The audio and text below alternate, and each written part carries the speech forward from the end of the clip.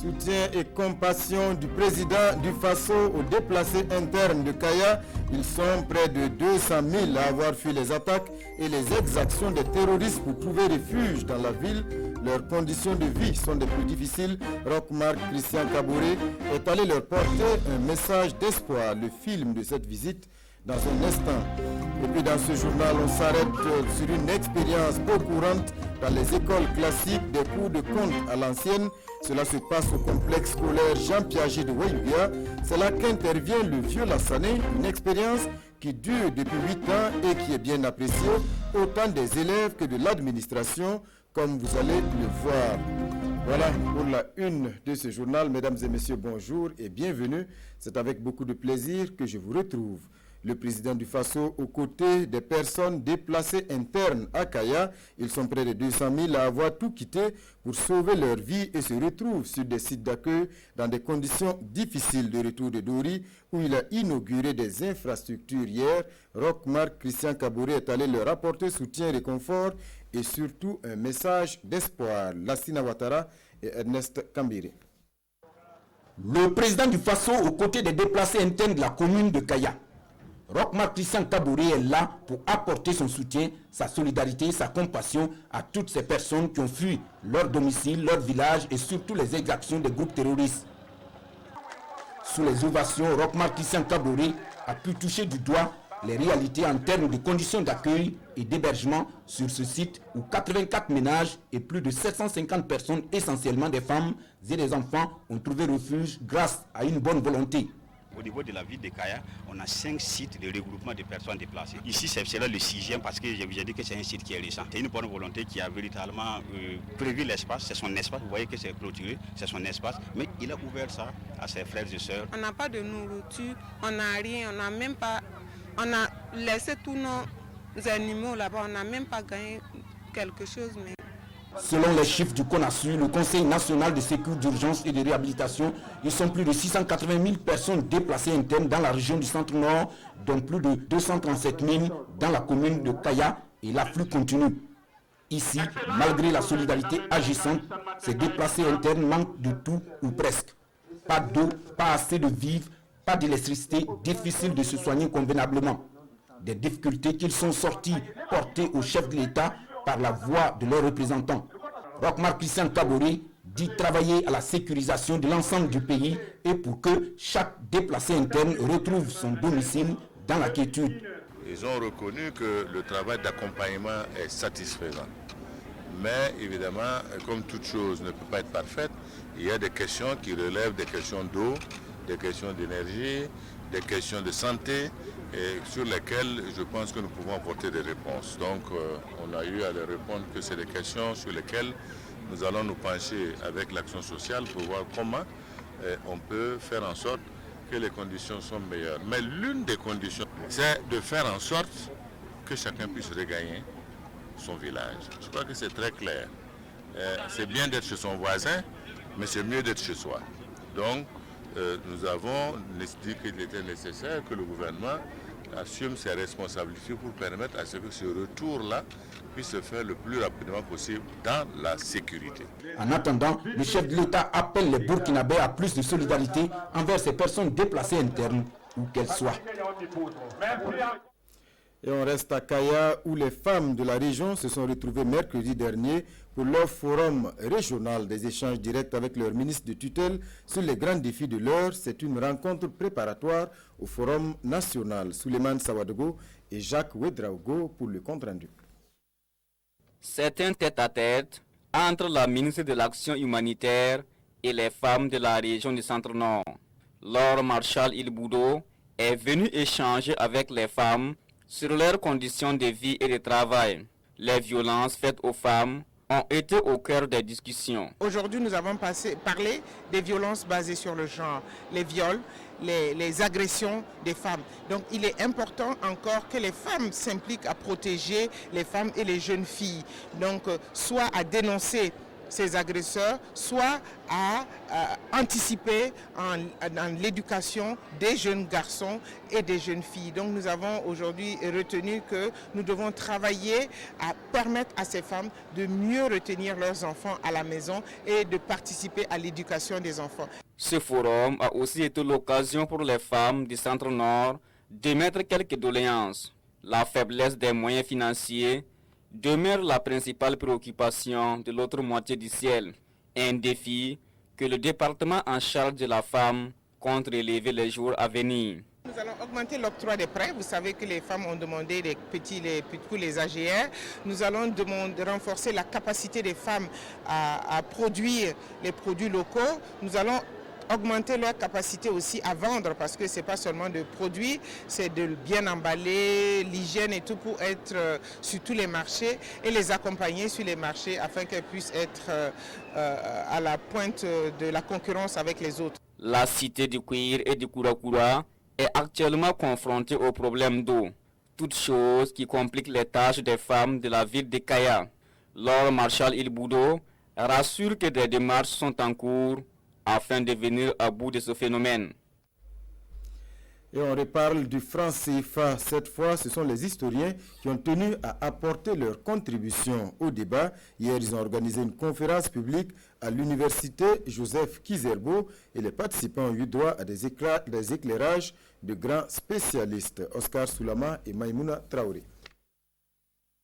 Dans la salle, des enseignants et étudiants de l'université Joseph Kizerbo. Le thème de la conférence publique qui les réunit porte sur le système monétaire international et la question du franc CFA.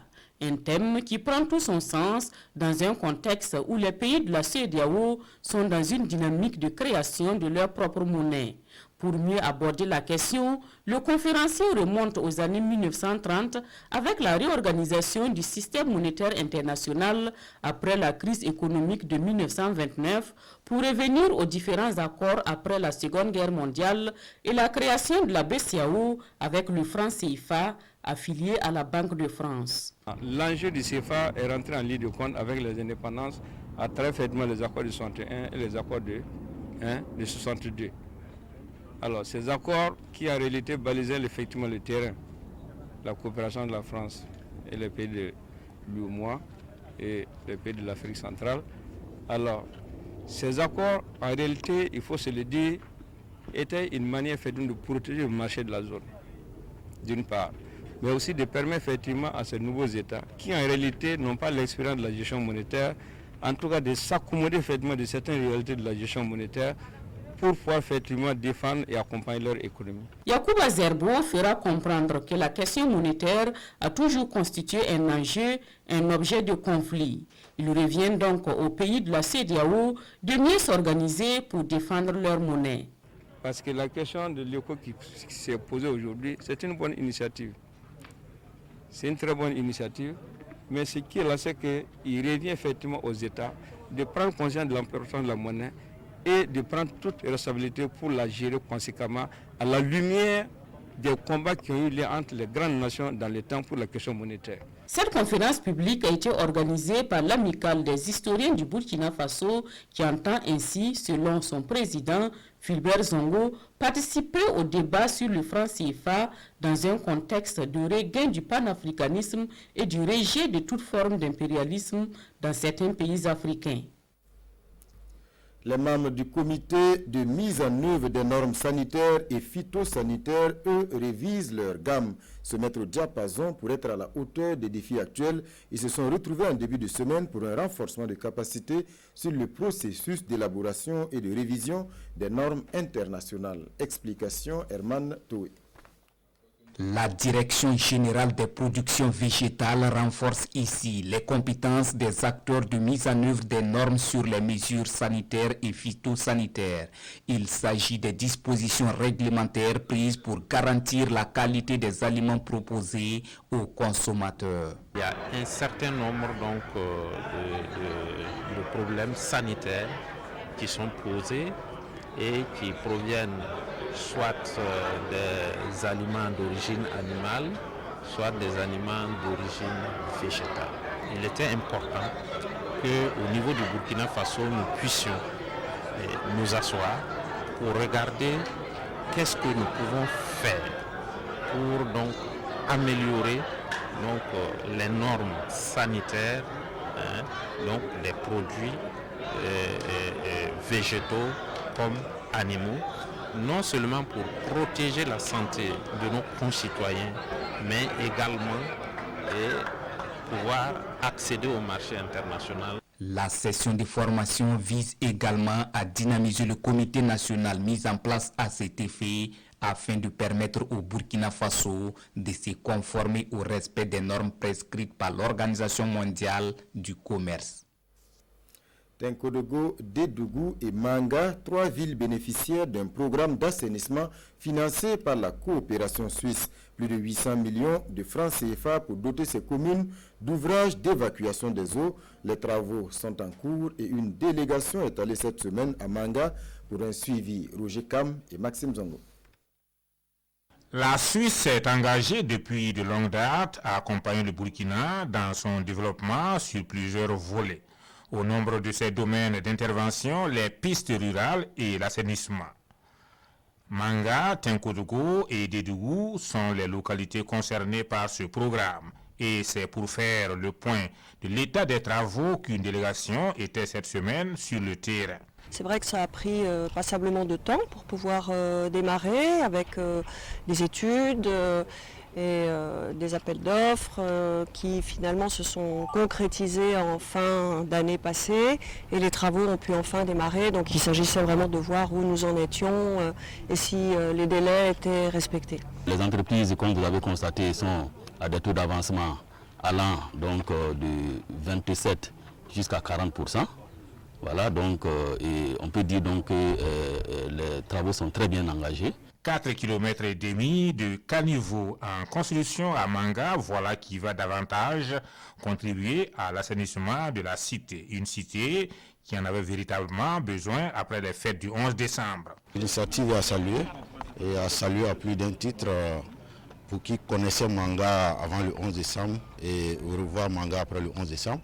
Voilà, sans que vraiment ce projet arrive à point nommé. D'un coût estimé à 800 millions de francs CFA, ce programme va non seulement permettre de renforcer les infrastructures existantes, mais aussi à fournir de l'emploi aux jeunes. Je vous le disais, en titre, des cours pas comme les autres dans une école classique. Voilà donc qui n'est pas courant. Au complexe scolaire Jean Piaget de Wayugia, on a pourtant franchi le pas avec donc ces cours de compte et cela fait 8 ans que ça dure. 8 ans que les élèves bénéficient de séances, de leçons, pas comme les autres, des comptes distillés par le vieux Lassané et qui sont pleins d'enseignements, notamment sur les valeurs traditionnelles. Irénée Kabouré et Karim Bikenga. Mercredi matin, au complexe scolaire Jean Piaget de Wayugia, Mariam et Amirou rejoignent leur classe. Ils ont un cours ce matin, comme on en voit rarement. À peine sont-ils installés, un septuagénaire fait son entrée dans la classe. C'est le tenant du cours, Lassane Sawadogo. Son accueil est atypique. Bienvenue à une séance de cours de compte avec ses élèves. Toutes les classes sont représentées, de la 6e jusqu'à la terminale. Place au premier compte. Une invite au respect de la femme. Que chacun prenne garde à la femme. Si elle te fait du bien et tu la provoques, tu sauras qu'elle a deux visages. Depuis 8 ans, le vieux sage, comme on l'appelle, donne ses cours de compte ici. La matière ne compte pas pour les examens scolaires. Elle compte plutôt pour la vie en société. Nous avons pu retenir que dans la société, on ne doit pas faire du mal et que chacun doit travailler à respecter ses parents et surtout faire du bien autour du choix. Ce cours est utile pour nous élèves et pour la société, en ce sens que nous pouvons apprendre à vivre en communauté, surtout en respectant les personnes âgées. Le vieux Lassané enseigne les valeurs du vivre ensemble par les contes. Chaque conte, explique-t-il, véhicule un message pour la vie.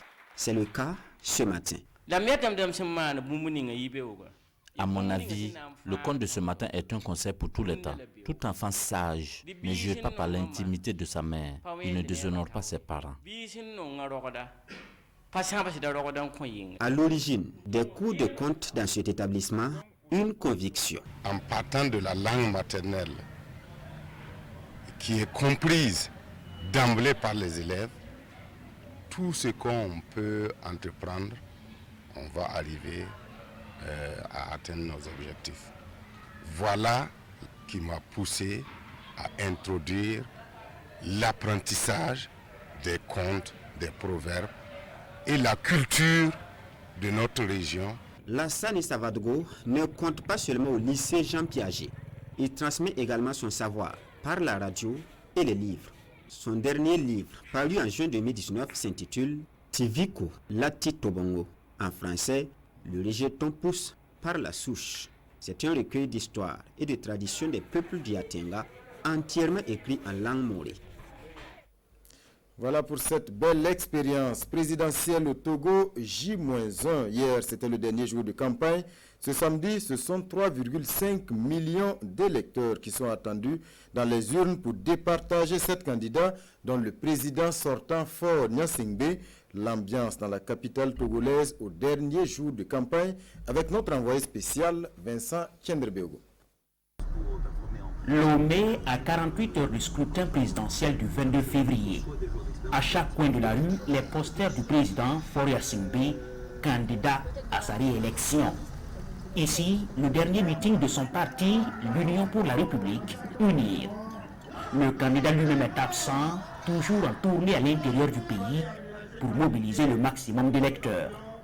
Mais ces posters sont là, brandis par des militants et militantes acquis à sa cause, qui défendent un bilan positif sur le chantier du développement.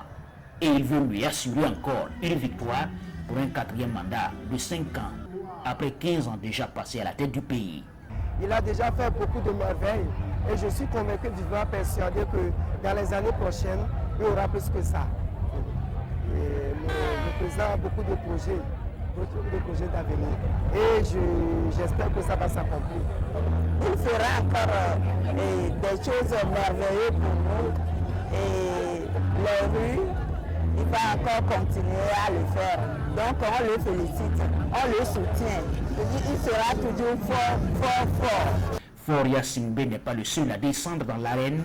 6 autres candidats sont en lice pour briguer la magistrature suprême togolaise. Et parmi eux, Jean-Pierre Fabre qui est à sa 3e tentative. Autre figure de l'opposition en course pour la présidence, Agbeyome Kodjo, ancien Premier ministre, passé depuis à l'opposition. Environ 3 500 000 électeurs sont attendus samedi pour désigner celui qui devra présider aux destinées du Togo pour les 5 prochaines années. 52 nouveaux cas de contamination au Covid-19 à Daegu. Le foyer d'infection principal est une église, mais c'est l'inquiétude et la psychose dans toute la Corée du Sud. Le pays est devenu le 2e le plus touché par la maladie après la Chine. Les autorités annoncent des mesures de confinement. La Corée du Sud annonce avoir enregistré 52 nouveaux cas de contamination au Covid-19 à Daegu, la 4e plus grande ville du pays. Le foyer d'infection principal est lié à l'église Shincho-inji de Jésus, une secte chrétienne où 39 membres ont été contaminés, faisant bondir les chiffres au niveau national. Le nombre cumulé de patients a dépassé la centaine et l'infection locale a commencé dans certaines communautés. Nous sommes à un moment où le gouvernement, les autorités locales, la population et la communauté médicale doivent concentrer leur énergie et leur sagesse. Daegu compte 2 500 000 habitants et sa population est appelée à rester chez elle au moment où la Corée du Sud devient le 2e pays après la Chine présentant le plus grand nombre de cas de Covid-19. Même si le nombre de cas quotidiens baisse depuis plusieurs jours, l'épidémie a fait plus de 2200 morts et contaminé plus de 76 000 personnes. L'Organisation mondiale de la santé appelle la communauté internationale à frapper fort et sans attendre contre le virus. Nous devons trouver un équilibre. Nous devons financer les solutions simples de santé publique qui peuvent nous aider à contenir l'épidémie aujourd'hui et en même temps nous préparer à toute éventualité en investissant dans le vaccin. La Chine continue de maintenir en confinement des dizaines de millions de personnes, notamment à Wuhan, où des policiers contaminés poursuivent leur travail en tant que patients à l'intérieur des hôpitaux où sont soignés les cas de Covid-19. Des appels aux dons sont lancés pour venir en aide aux régions sinistrées, alors que les autorités révèlent par ailleurs avoir enregistré des dizaines de nouvelles infections dans 2 hôpitaux de Pékin et 400 au total dans les prisons du pays. Un coup d'œil dans les colonnes des quotidiens pour finir. 2 sujets retiennent l'attention. La sortie médiatique de l'Union pour le progrès et le changement, mais aussi le séjour du président du Faso à Dori. Lecture croisée avec Sekou Zongo.